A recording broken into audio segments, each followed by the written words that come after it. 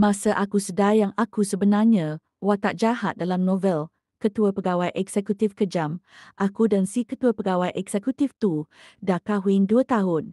Kalau ikut jalan cerita dalam novel tu, lagi setengah tahun aku kena berundur, serahkan tempat aku pada heroin sebenar. Dan dalam tempoh setengah tahun tu, aku bukan je buat banyak benda bodoh, tapi juga tolong tolak cerita cinta antara hero dan heroin. Pagi tu, macam biasa, aku bangun awal sediakan sarapan untuk suami tersayang, sandwich kegemaran dia dan kopi kisar tangan yang dia paling suka. Lepas tu aku tolong pakaikan tali leher, kancing lengan baju dan hantar dia keluar rumah. Berdiri kat pintu, tengok kereta dia makin lama makin jauh. Tiba-tiba ada satu memori macam flashback datang menyerbu. Benda-benda yang dulu aku lupa semua muncul semula dalam kepala aku. Saat tu aku rasa macam baru kena wake up flow. Macam tiba-tiba masuk fasa pencerahan gitu. Ceritanya macam ni, 25 tahun lepas. Aku lahir semula dalam dunia novel ni, siap dengan memori kehidupan lepas aku. Mula-mula aku tak sedar pun aku masuk dalam novel. Sampailah satu hari ada seorang lelaki gelak. Sampai mata pun tak nampak. Cakap, "Baby, kita dah ada nama tau. Kita panggil Queen, okey tak?" Lelaki tu ayah aku kat dunia ni, Queen. Nama tu masa tu rasa macam familiar. Tapi aku tak fikir dalam-dalam sebab nama macam ni biasa sangat. Lepas tu dia cakap lagi, "Anak ayah cantik sangat. Semalam ayah si Sean siap nak pinangkan Queen untuk anak dia." Ibu aku pula balas, "Saya rasa Sean tu budak baik. Kita dua keluarga pun saling kenal. Nanti senang jaga anak." Ayah aku terus marah. Berani dia sentuh anak aku. Aku kerjakan dia cukup-cukup. Lepas tu aku dah tak dengar sangat apa mereka borak. Dalam kepala aku cuma tinggal satu nama. Sean. Sean. Tiba-tiba aku ingat Queen ni siapa. Ini watak dalam novel yang aku baru baca sebelum aku masuk dunia ni. Novel tu genre Ketua Pegawai Eksekutif Kejam. Tambah cinta manja. Dalam cerita tu, Haro adalah Ketua Pegawai Eksekutif. Sean, seorang yang dingin, serius, tak tahu senyum. Heroin pula Yuna, setiausaha baru yang ceria, positif dan penuh semangat. Walaupun dia selalu kena marah, kena buli kat kerja, tapi dia tetap gigih dan tak putus asa. Semangat dia tu buat Sean kagum, malah tolong dia dalam diam. Lepas tu, lama-lama Sean jatuh cinta. Mereka pun mula kisah cinta romantik. Tapi, cinta yang indah biasanya mesti ada pengacau. Dan pengacau dalam cerita ni adalah Queen, iaitu aku. Queen dan Sean ni tunang dari kecil. Kahwin bila dah cukup umur. Queen memang sayang sangat kat Sean. Tapi Sean cuma rasa tanggungjawab, bukan cinta. Sebelum dia kenal Yuna, dia pun tak tahu apa itu cinta sebenar. Semua benda dalam hidup dia macam dah dirancang siap-siap. Bila Yuna muncul, dia macam cahaya. Dia buat Sean rasa hidup. Walaupun dua-dua tak pernah melampaui batas. Cinta antara mereka makin berkembang. Masa tu, aku Queen mula sedar perubahan dalam suami aku. Dan mengikut skrip cerita, aku pun mula seram Yuna, buli, hina, sabotage. Tapi semua tu tak buat Yuna jatuh. Malah buat Sean makin yakin yang dia cinta Yuna. Aku pula makin obses sampai akhirnya sanggup culik Yuna. Itu buat Sean naik angin. Dia hancurkan seluruh keluarga aku dan last sekali buang aku macam sampah. Lepas tu dia kahwin dengan Yuna dan dapat anak kembar.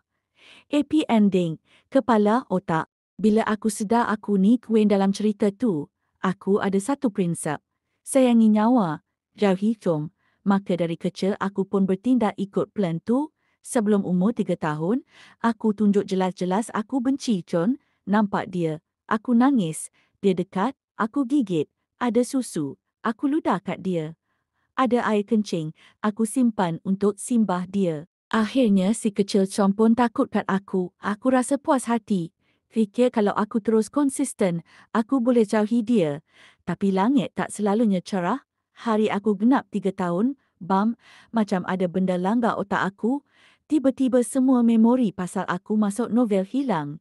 Yang tinggal cuma muka Chow yang makin lama makin handsome dalam mata aku. Lepas tu, selama 22 tahun, aku jadi peminat tegar Chong. Hari-hari kerja dia, hari-hari ikut bontot dia. Yang peliknya, dia pun tak pernah tolak aku. Malah dia nampak suka pula aku kacau dia. Akhirnya, dengan selam berje kami kahwin. Bukan masuk mahligai, tapi masuk kubur. Sekarang, berdiri kat luar rumah banglo ni, aku cubit paha sendiri kuat-kuat sampai menangis. Masuk je dalam rumah. Aku nampak sandwich dan kopi kat meja masih elok. Tak bersentuh langsung. Baru aku sedar, sejak 4 hari lepas, Sean dah tak sentuh langsung sarapan yang aku sediakan. Alasan dia, pagi sangat, tak lapar. Aku pun tak syak apa-apa. Tetap bangun awal buatkan dia. Dalam hati aku fikir, mana tahu hari ni dia lapar. Kalau dia lapar tapi tiada makanan macam mana? Tapi sekarang, dengan ingatan yang telah kembali, aku akhirnya tahu sebab sebenarnya bukan sebab dia tak lapar, tapi sebab dia nak simpan perut untuk makan sarapan yang dibawa oleh Yuna di pejabat. Yuna kata minum kopi waktu pagi tak elok. Yuna kata sandwich tiada rasa rumah. Yuna kata saya paling suka makan susu kacang dengan cakoy dan juga bubur millet yang saya masak sendiri. Sean, cubalah. Aku gosok dada sendiri, terasa sakit. Nak buat macam mana? Duduk di meja makan, mengunyah sandwich yang aku buat sendiri. Rasanya tawar macam makan kertas. Tuhan ni memang kejam. Kalau dari awal aku ingat yang aku ni watak dalam novel, aku takkan cuba dekati Son. Dah tahu dia akan jatuh cinta pada orang lain, masih nak pergi campur. Itu bukan cari pasal sendiri ke? Kalau aku baru sahaja, sedar aku masuk dalam novel sekarang ni, aku mesti dah minta cerai masa tu juga. Putus habis dengan Son dan semua drama yang bersangkut paut dengannya. 22 tahun, aku temani Sean 22 tahun. Aku memang betul-betul cintakan dia. Aku percaya Sean layan aku lain dari orang lain. Aku selalu fikir Sean memang sayangkan aku. Walaupun tak sedalam mana, tapi sekurang-kurangnya aku ni, satu-satunya di hatinya. Itulah sebab aku boleh kejar dia selama ni. Sekarang kau nak bagi tahu aku, yang dia tak cintakan aku, yang dia dah ada cinta sejati lain, apa ni? Nak bunuh aku ke? Tiba-tiba, pembantu rumah masuk ke dalam rumah dan nampak aku. Dia tanya, "Puan, tengah hari ni nak makan apa?" Saya nak keluar beli barang. Aku teringat sesuatu. Terus berdiri. "Makcik Jang, masakkan makanan kegemaran Tuan. Tengah hari ni saya nak ke syarikat dia." "Baik, Puan, Makcik siapkan diri dulu. Saya keluar sekejap." Aku memandu kereta meninggalkan villa, terus menuju ke hospital. Hitaran haid aku bulan ni lewat seminggu. Sebenarnya aku tak kisah sangat sebab aku memang selalu tak tetap. Tapi bila ingatan aku kembali, aku teringat satu babak penting dalam novel asal. Kuil pernah mengandung, tapi dia sendiri tak tahu. Suatu hari, dia pergi cari Som di pejabat. Bila buka pintu, dia nampak Yuna tengah betulkan tali leher Som. Sebenarnya tiada apa-apa antara mereka. Yuna cuma terlanggar dan tumpahkan kopi atas Sean. Dan Sean pula memang tak reti. Betulkan tali leher sendiri, jadi Yuna tolong. Tapi Kuan tak tahu dia terus naik angin, tarik rambut Yuna dan nak tampar dia. Sean tentu tak benarkan. Dia terus tolak Kuan keluar. Tolak itulah yang menyebabkan Queen keguguran. Lepas tu, Queen makin benci Yuna. Dan untuk pertama kali, Sean rasa bersalah. Jadi dia pindahkan Yuna keluar dari jabatan setiausaha. Tapi semua ni bukan sebab nak bagi peluang pada Queen, tapi untuk kuatkan lagi hubungan antara Chon dan Yuna. Ialah, rindu makin kuat bila berjauhan. Aku memandu dengan tenang ke hospital. Aku dan Chon dah kahwin 2 tahun. Dan sepanjang masa tu kami sentiasa jaga-jaga soal anak. Kami macam dah ada persefahaman yang tak perlukan kata-kata. Apa yang Chon fikir, aku tak tahu. Tapi bagi aku cuma nak nikmati dunia berdua dengan dia selama mungkin. Tak lama kemudian, aku sampai di hospital dengan langkah kosong. Aku daftar di bahagian sakit puan. Lepas tu tunggu giliran, jumpa doktor, bayar, buat pemeriksaan, tunggu keputusan. Seluruh proses ambil masa 2 jam. 2 jam tu, kepala aku kosong. Langsung tak boleh fikir apa-apa. Doktor tengok laporan ujian. Dari hasil ujian, nampaknya puan memang hamil. Hati aku bergetar sedikit. Tangan aku tanpa sedar usap perut sendiri. Tak sangka, dalam perut aku ni, benar-benar ada satu nyawa kecil. Anak aku dan Chon. Walaupun aku tak bersedia, tapi ini betul-betul satu kejutan yang menggembirakan. Tapi pada saat ini, aku rasa kosong dan keliru. Doktor tanya, anak ni puan nak simpan ke tidak? Aku terus mendongak, simpan atau tidak? Soalan tu macam tampar muka aku. Ya Allah, ini betul-betul satu soalan. Sebab aku teragak-agak, sampai aku dah melangkah keluar. Ke pintu hospital baru aku sedar. Aku betul-betul bingung tadi. Melihat orang ramai di luar, aku tarik nafas dalam-dalam dan terus memandu pulang. 22 tahun perasaan, 2 tahun perkahwinan dan sekarang anak dalam perut. Aku tak nak biarkan jalan cerita novel tentukan hidup aku. Song, tolonglah, jangan hampakan aku. Balik rumah, Makcik Jang dah siap masak. Sambil susun pinggan, dia tersenyum. Sekarang ni jarang dah saya nampak. Suami isteri yang romantik, macam puan dan tuan, tengok pun rasa cemburu. Kalau sebelum ni, aku pasti akan tersenyum lebar. Tapi sekarang, aku nak gerakkan hujung bibir pun susah. Perjalanan dari villa ke syarikat Son ambil masa setengah jam. Bila aku sampai di bawah bangunan syarikat, jam tepat pukul 12 tengah hari, penyambut tetamu kenal aku, jadi tak perlu lapor. Aku terus naik lift khas ke tingkat 32, jalan lancar, tanpa gangguan. Orang pertama yang aku nampak adalah Rachel, pembantu peribadi Son. Bila dia nampak aku, wajah dia terus tegang. Jelas ada panik di mata dia, tapi cepat-cepat disembunyikan. Puan datang sini kenapa? Aku senyum ringan. Son ada tak? Rachel jawab. Ketua pegawai eksekutif ada dalam pejabat. Saya pergi maklumkan. Aku terus tarik tangan dia. Tak perlu, saya pergi sendiri. Walaupun aku tak selalu datang ke syarikat Shon, aku masih ingat jalan. Sampai di luar pejabat ketua pegawai eksekutif, aku perlahan-lahan tolak pintu masuk. Pejabat ni pencahayaannya sangat baik. Tepat pukul 12 tengah hari, cahaya matahari yang terang masuk. Menerusi tingkap kaca yang bersih dan cerah, menerangi seluruh ruang pejabat. Dalam sinar itu, aku nampak seorang lelaki dan seorang perempuan duduk di meja. Di depan mereka ada bekas makanan, berbentuk kucing yang comel. Mereka duduk sangat rapat, berselera makan makanan dalam bekas. Perempuan itu bercakap sesuatu sambil tersenyum dan lelaki itu mengangkat kepala, mendengar dengan tekun. Entah sebab cahaya ke apa, wajah lelaki itu nampak sangat lembut. Satu kelembutan yang aku tak pernah lihat sebelum ni. Takut itu cuma ilusi. Aku keluarkan telefon dan tekan butang kamera. Sial, aku lupa tutup bunyi. Bunyi itu memecahkan suasana tadi. Celaka betul. Dua orang itu nampak benar-benar terkejut dengan kemunculan aku. Wajah mereka jelas menunjukkan rasa terperanjat selama beberapa saat. Melihat ekspresi itu pada wajah Son, membuatkan aku rasa puas hati. Aku tak dapat menahan diri dan tertawa kecil. Sean mengerutkan kening memandangku. Wajahnya jelas tak senang dengan kehadiranku. Son, menyakitkan hati betul. Yuna pula wajahnya jadi pucat, dia segera bangun, tapi gerakannya terlalu cepat. Sampai bekas sup di sebelah pun tumpah habis. Sup panas tu terkena kakinya, terus dia jerit kecil kesakitan. Sean cepat-cepat bangun dan tarik dia ke belakang. Aku berpaling dan terus keluar. Tak mahu tengok apa-apa lagi yang berlaku selepas itu. Kita semua ni orang bermaruah. Aku tak nak ulang perkara memalukan macam dalam cerita asal. Rachel berdiri di belakang aku dengan wajah tegang.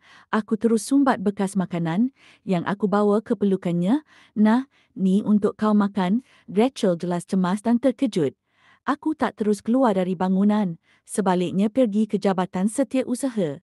Bila aku masuk, beberapa orang setiausaha terus berdiri, nampaknya semua kenal aku. Baguslah begitu. Tak perlu susah-susah aku nak terangkan siapa aku. Siapa Fiona? Aku tanya. Seorang wanita bergaya dan kelihatan agak menggoda keluar dengan penuh ketakutan. Puan, saya. Puan cari saya kenapa? Aku keluarkan kad bisnes aku dan hulurkan kepadanya. Aku sangat berminat dengan apa yang ada dalam tangan kau. Ingat, hubungi aku. Fiona kelihatan bingung, tapi aku terus keluar dari jabatan tu. Bila aku keluar, Sean dah berdiri di luar. Aku terus tenangkan diri, tarik semula semua emosi dan berlagak biasa sambil melintas di hadapannya tanpa ekspresi. Tapi Sean tak benarkan aku pergi macam tu saja. Dia terus tarik tangan aku. "Kenapa awak datang?" Dia tanya. Aku jawab, "Lepaskan. Mungkin nada suara aku terlalu dingin sebab aku memang tak pernah bercakap dengannya dalam nada begitu." Sean genggam tangan aku makin kuat. "Quinn, jangan buat hal." Aku tarik nafas panjang. "Sean, lepaskan." Muka Cho nampak marah. Matanya seperti membakar. Aku pandang dia balik tanpa gentar.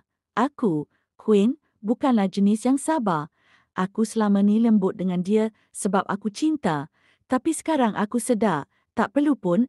Aku tepis tangannya dan terus keluar dari syarikat tanpa toleh ke belakang. Keluar dari syarikat, aku tak pulang ke rumah. Sebaliknya, aku check in bilik hotel. Fiona tak mengecewakan aku. Sejam setengah kemudian dia hubungi aku. Dalam cerita asal, Fiona ni watak kecil je, tapi dia memang sangat yakin dengan rupa parasnya, sampai kadang-kadang terlalu yakin. Bila Yuna mula dapat perhatian Sean, Fiona jadi sangat cemburu. Naluri perempuan pula memang tajam.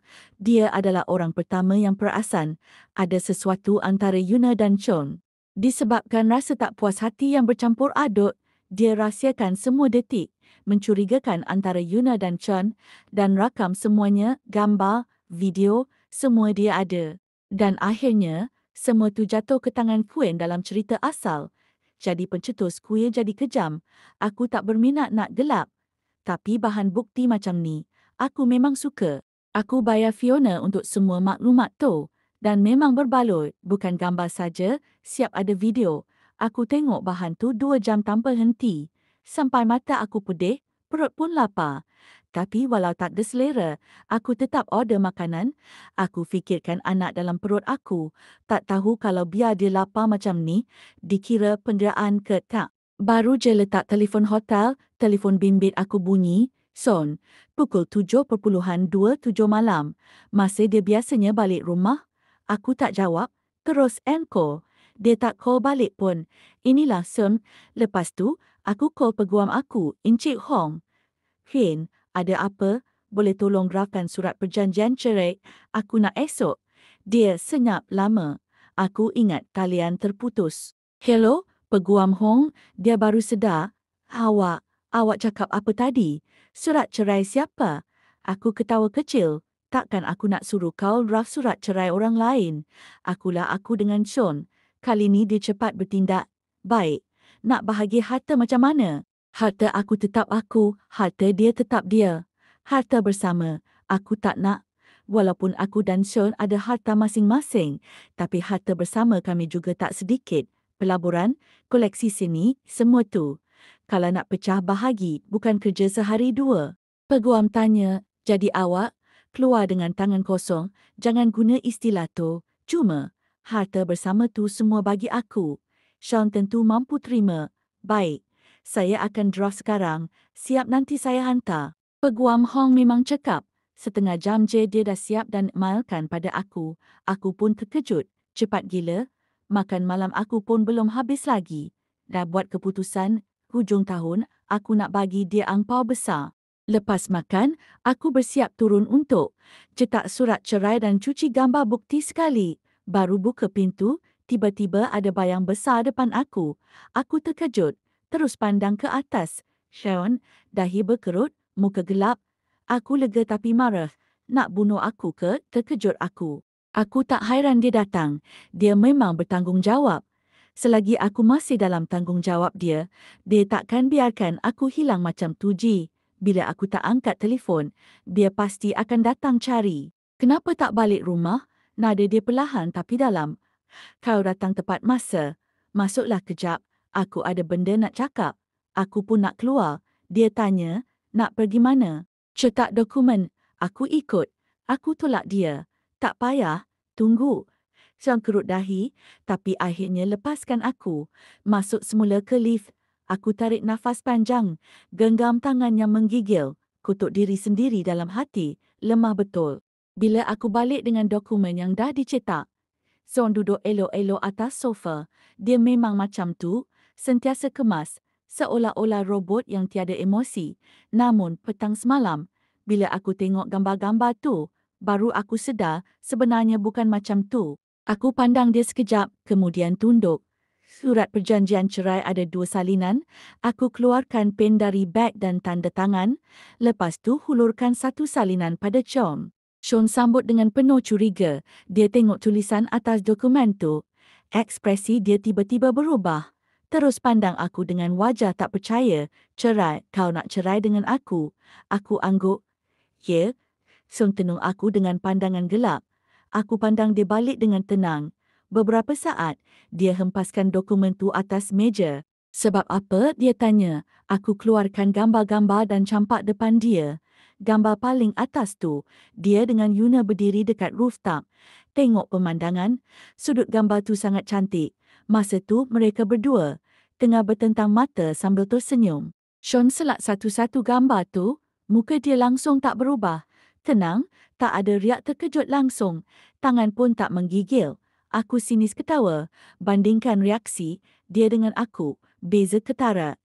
Kai intip aku. Dia tanya lepas tengok habis semua gambar. Mata dia dah mula tunjuk marah. Aku ketawa kecil sebab geram. Jadi, kau tengok semua ni. Satu-satunya benda yang kau fikir ialah nak salahkan aku. Memanglah kau hebat, Sean. Bijak alih topik. Tapi aku nak kau tahu.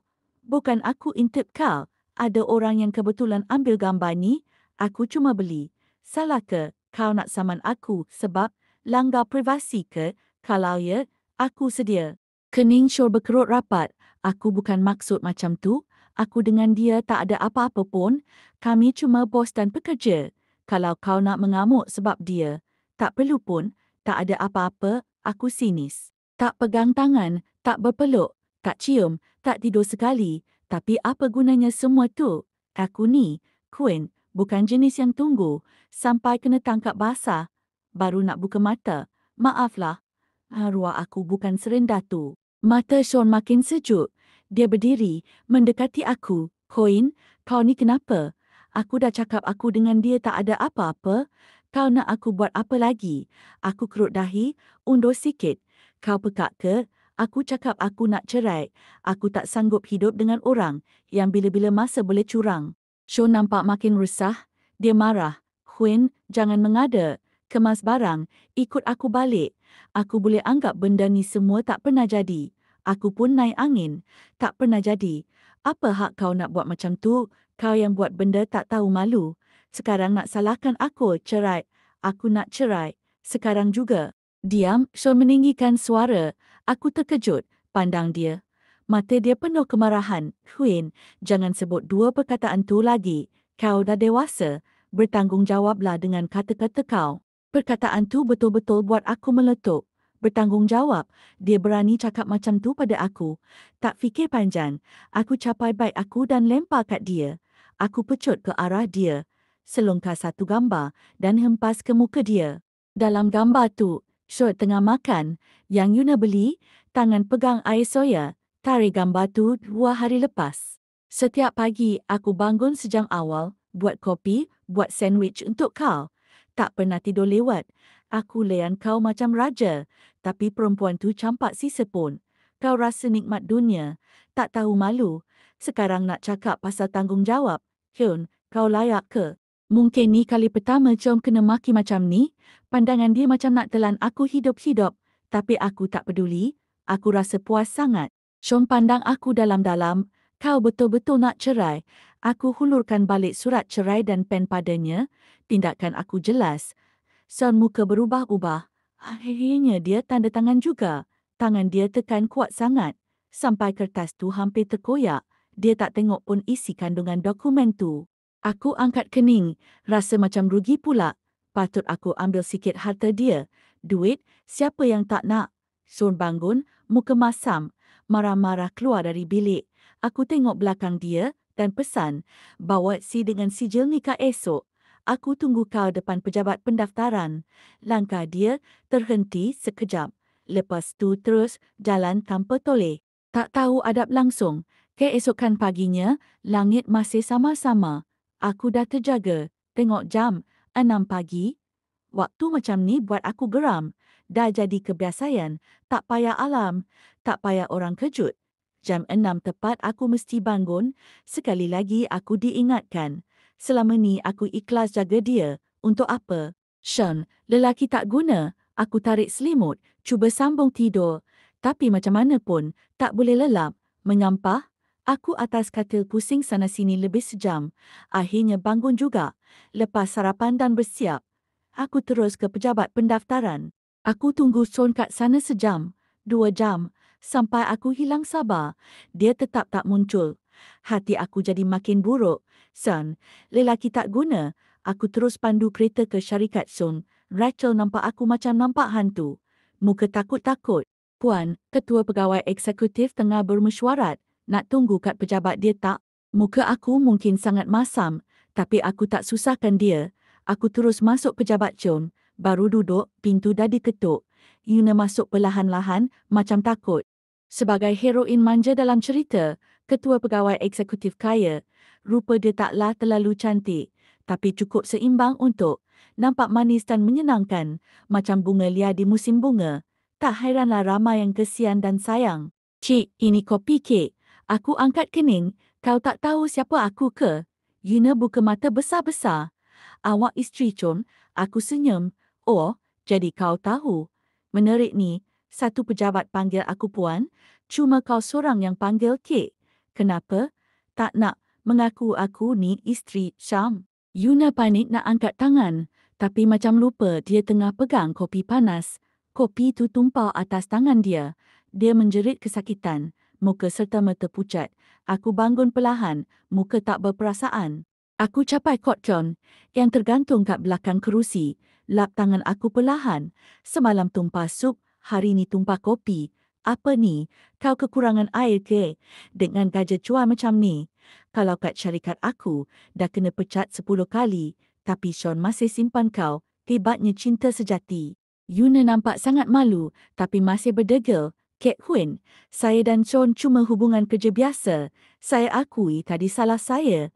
Tapi antara saya dengan dia, tak ada apa-apa yang kabur. Aku campak kot Sean atas lantai, macam buang sampah. Hubungan kerja biasa? Meh aku tunjuk apa maksud. Sebenar hubungan kerja biasa. Semua setiausaha perempuan kat jabatan kau, bila jalan dengan Sean, mesti ada jarak sekurang-kurangnya sejengkal. Tak ada yang bawa sarapan untuk dia. Tak ada yang masak untuk dia. Apatah lagi duduk dekat-dekat, sampai tangan bersentuh.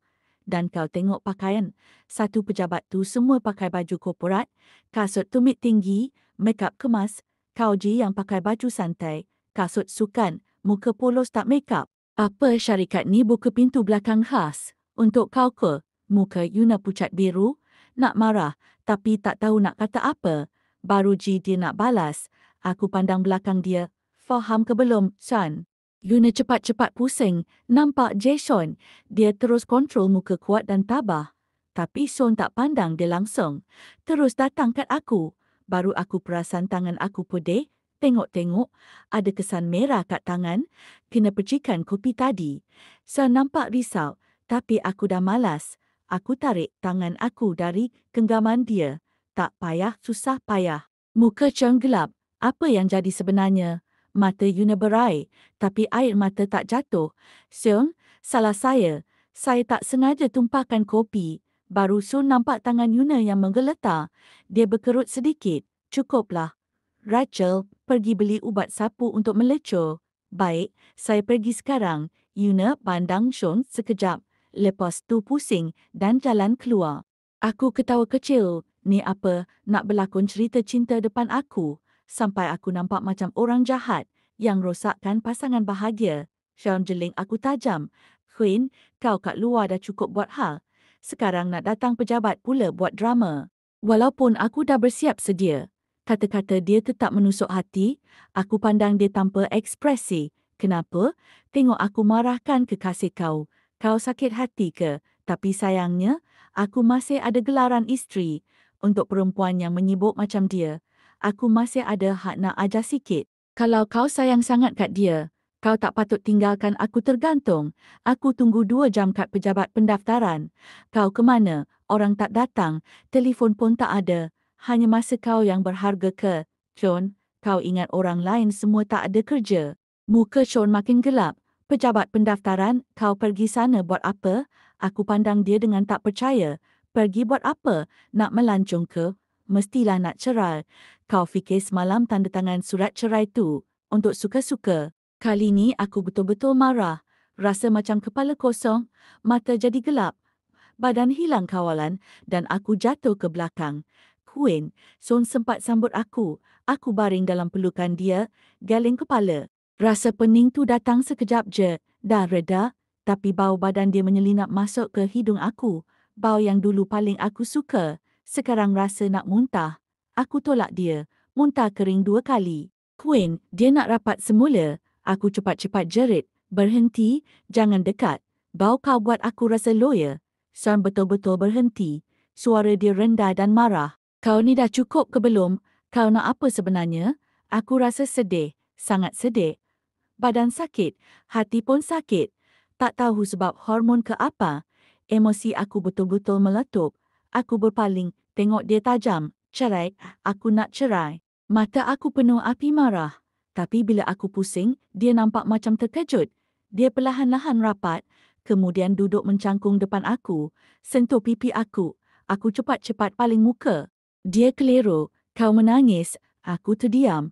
Bila sentuh pipi, baru sedar aku memang menangis. Malu betul.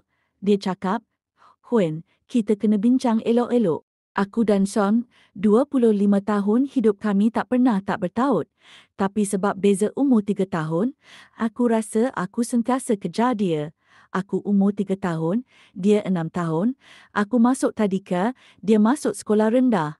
Aku 6 tahun, dia 9 tahun. Aku ke sekolah rendah. Dia pindah dari blok barat ke blok timur. Aku 10 tahun, dia 13 tahun. Aku baru pindah blok. Dia dah masuk sekolah menengah. Bila aku masuk menengah, dia masuk sekolah tinggi. Bila aku ke sekolah tinggi, dia dah masuk universiti. Susah payah aku kejar dia ke universiti. Dia dah mula kerja. Beza 3 tahun, 1 jurang besar. Tapi walaupun begitu, dia tetap temani aku sepanjang 4 tahun universiti. Masa tu aku luar perasaan. Dia tak terima. Tapi kami tetap bersama. Aku sewa rumah luar kampus. Kami duduk sama-sama. Masa tu Sean dah sibuk gila. Rumah jauh dari tempat kerja. Tapi dia tetap balik rumah kecil kami tiap hari. Masa tu aku fikir dia memang cinta aku. Kami duduk dalam bilik privasi yang sunyi. Sean pegang menu dan tengok dengan teliti. Pandangan aku meleret ke tepi. Tak sanggup nak pandang dia. Dia tanya aku, nak makan apa? Aku tak ada niat nak seks sendiri. Jadi aku order beberapa lauk yang ringan. Sean pandang aku pelik. Tapi dia tak cakap apa-apa. Cuma tambah 2 lauk lagi. Dan bagi menu kad pelayan. Suruh dia keluar dulu. Bila pelayan tu keluar je, Sean tiba-tiba bangun dan duduk sebelah aku. Aku tak sempat nak react. Dia terus pegang tangan aku. Aku terkejut. Spontan nak tarik balik tangan aku. Tapi Sean tahan aku. Dia cakap, duduk diam sikit. Jangan gerak. Ayat dia buat hati aku terasa pedih. Macam ada orang picit jantung aku. Aku tarik nafas dalam-dalam. Letih sangat. Aku cakap, jangan sentuh aku. Tapi Sean genggam tangan aku makin kuat. Dia cakap, jangan gerak. Aku nak sapu ubat. Suara dia serak. Buat hati aku rasa sayu. Dia ambil ubat dari poket. Aku nak ambil ubat tu dari tangan dia. Tapi dia elak. Dia cakap, biar aku buat. Aku degil, tak payah. Aku sendiri boleh. Dia panggil nama aku dengan marah. Quinn. Aku angkat tangan. Tapi lemah je jatuh balik. Dalam hati aku kata, dahlah. Dah tengok semua pun. Nak malu apanya lagi. Aku paling muka. Malas nak tengok. Tak lama lepas tu aku rasa sejuk kat tangan dan jari Sean lembut sentuh kulit aku. Jantung aku berdegup kencang. Tiba-tiba dia tanya, Quinn, kau betul-betul nak cerai? Aku tak tahu sejak bila dia dah balik duduk kat seberang meja. Bila dengar soalan tu, aku angguk, ya, sebab gambar-gambar tu. Sean tarik nafas panjang. Nampak macam tengah tahan marah. Dia cakap, aku dengan dia tak ada buat apa-apa yang lebih. Dulu tak ada, sekarang tak ada. Dan akan datang pun takkan ada. Kau ni sebenarnya kisah pasal apa? Tu semua hubungan kerja, kau pun kerja. Kau tak faham ke? Sean, kau betul-betul hebat. Ayat tak bermakna tu boleh ulang berkali-kali. Aku tengok dia. Kenapa kau tak duduk sebelah aku? Mesti nak duduk bertentang mata. Sean berkerut dahi, muka blow. Macam tak faham maksud aku. atau mungkin dia memang tak pernah fikir pun. Aku cakap, dari umur 3 tahun sampai sekarang, 22 tahun. Kita ambil kira setahun 300 hari, tu dah 6,600 hari, ambil genap je 6,000 hari. Kalau satu hari satu kali makan, 6,000 kali makan, kau tak pernah sekalipun duduk sebelah aku. Sentiasa duduk depan aku, macam tadi, walaupun kau duduk sebelah aku, sekejap nak sapu ubat, tapi lepas tu tetap balik ke tempat asal kau, depan aku. Aku tengok meja, kau tengok jarak antara kita ni, sekurang-kurangnya 1 meter. Tapi dengan dia, kau boleh duduk rapat-rapat. Masa tu jarak kau orang berapa? 5 sentimeter? Atau langsung tak ada ruang? Sean terkaku, dia berdiri perlahan-lahan, nak dekat dengan aku. Tapi aku angkat tangan, tunjuk kat dia. Jangan datang dekat. Dia balas, itu cuma kebetulan. Dalam ofis tu cuma ada satu meja. Meja tu pun kecil, tak muat. Aku potong cakap dia. Masih ingat masa kita kat universiti dulu? Kita tinggal kat apartmen sama. Setiap pagi kau nak pergi kerja, aku akan bangun awal masak sarapan untuk kau. Mula-mula aku tak pandai, cuma boleh panaskan susu, masak bubur je. Tapi takkan nak makan tu je tiap hari, jadi aku belajar sendiri. Bila tak ada kelas, aku akan cuba masak macam-macam, dumpling, soya, wonton, mie. Sampai satu masa aku boleh buat pancake dengan telur kat rumah. Masa tu kau cuma makan sarapan je kat rumah. Sebab kau susah-susah ulang alik, semata-mata nak balik rumah kita tu, aku fikir aku mesti masak yang terbaik untuk kau, tapi kau bangun pagi selalu tak ada selera. Aku tahu, kau makan tu pun macam terpaksa. Jadi lama-lama, aku tukar sarapan tu jadi benda paling mudah. Sandwich, 2 keping roti, 1 telur separuh masak, sikit lada hitam, 2 irisan lencan meat, sekelai salad. Paling penting, tak boleh ada sos. Semua tu mungkin kau tak perasan, tapi aku ingat satu-satu sebab aku sendiri yang cari tahu. Kopi, kau tak suka susu, perut kembung. Soya pun kau tak boleh minum, tak suka rasa dia. Tapi kopi yang letak susu, kau suka. Aku tahu minum kopi pagi-pagi tak bagus untuk perut, tapi kau suka. Kau pernah kesakit perut sebab kopi tu? Tak pernah kan? Sean, sup yang kau minum tiap malam tu, itu untuk jaga perut kau. Perut kau tu aku yang jaga satu hari, supaya kau boleh minum kopi pagi-pagi dan tak sakit. Bukan untuk kau pergi makan makanan liar kat luar. Muka Sean dah berubah. Bibir dia bergerak-gerak. Macam nak cakap, tapi tak tahu nak mula. Akhirnya dia pandang aku lama-lama. Dan dia cakap, takkan ada lagi. Aku janji, lepas ni takkan ada lagi. Aku geleng kepala. Tak ada lepas ni lagi. Senyuman yang kau bagi kat dia.